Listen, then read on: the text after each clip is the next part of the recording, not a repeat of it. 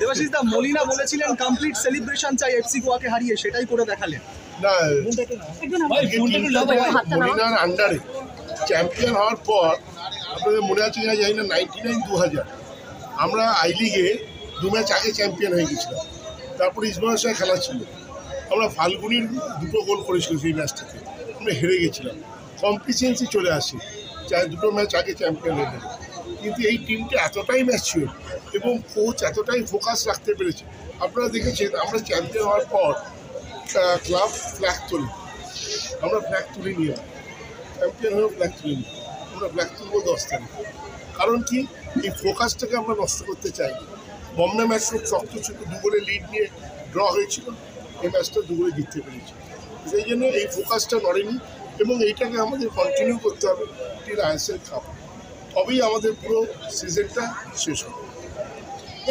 গলা ধরে গেল, সেটা কি সেলিব্রেশনের পর গলা ধরে গেছে? এটা গলাটা ধরে আছে, একটু ধরে আছে, ধরেছে চেঁচামেচি করলাম ভেতরে, তার জন্য একটু বেশি হয়ে গেছে।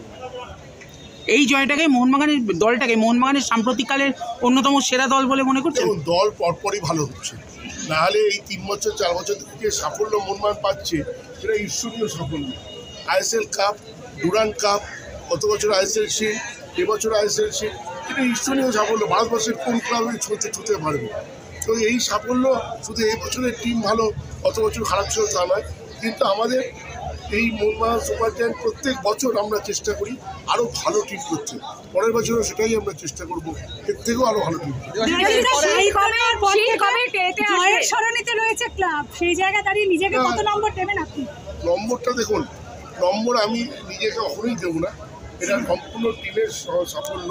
হ্যাঁ, আমাদের মোহনবাগানের গত 3 বছরে যদি দেখেন, শুধু ফুটবল নয়, হকি 22 বছর পর শুরু করে চ্যাম্পিয়ন, অ্যাথলেটিক্স 27 বছর পর স্টেট চ্যাম্পিয়ন, শুধু সাফল্য মোহনবাগানকে ধরা দিয়েছে।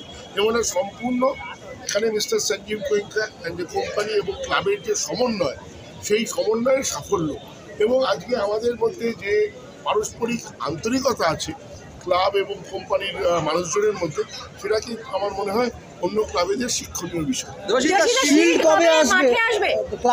আমি আগের দিন আপনাদের জানিয়েছিলাম যে মিস্টার সঞ্জীব গোয়েঙ্কা এবার ট্রফি নিয়ে আসবে। মিস্টার গোয়েঙ্কা আছেন ইউএসএতে, উনি 10 তারিখ ফিরবেন, ফিরলে আমরা দিনক্ষণ সব জানাবো। উনি ট্রফি নিয়ে। দেবাশিস দা, আর একটা শেষ প্রশ্ন, ঈশ্বরীয় সাফল্য এবারে আইএসএলেও, তারপরেও 10 তারিখে আমরা ফ্ল্যাগ তুলবো 4:30-র সময়। প্রতিবেশী ক্লাব বা অন্যান্য ক্লাব বলেছে, রেফারি নিয়ে প্রশ্ন তুলেছে, আজকে একটা গোল বাতিল হলো, তারপরেও কি বলবে যে মোহনবাগান রেফারি অ্যাডভান্টেজ পায়? আমরা একদম রেফারি কিনতেই পারছি না, লাস্ট কিছু ম্যাচ হয়ে গেছে, রেফারি কিনতেই পারছি না, গোল বাতিল হচ্ছে, রেড কার্ড দেখাচ্ছে, ইয়েলো কার্ড দেখিয়ে দিচ্ছে, আমরা তো একদম রেফারি নিয়ে পাচ্ছি না, আমাদের ভীষণ ব্যর্থতা চলছে এই দিকটাতে। আগে দেখছিলাম যে ওনাদের শীর্ষকর্তা বলছেন যে সমর্থকরা তো কাঁদবেই, তো সেই কান্না পৌঁছার দায়িত্ব তো আমাদেরই। আমরা যদি তার থেকে পালিয়ে যাই তাহলে তো হবে না যে ওরাও কাঁদছে আমিও কাঁদছি। তাহলে এই যে সমর্থকরা আনন্দ করছে, তাদের মুখে হাসি ফোটানোর দায়িত্বটাই তো আমরা নিয়েছি। যদি না পারি আমাকে সরে যেতে হবে, ততদিন পারবো, ততদিন থাকবো। ধন্যবাদ।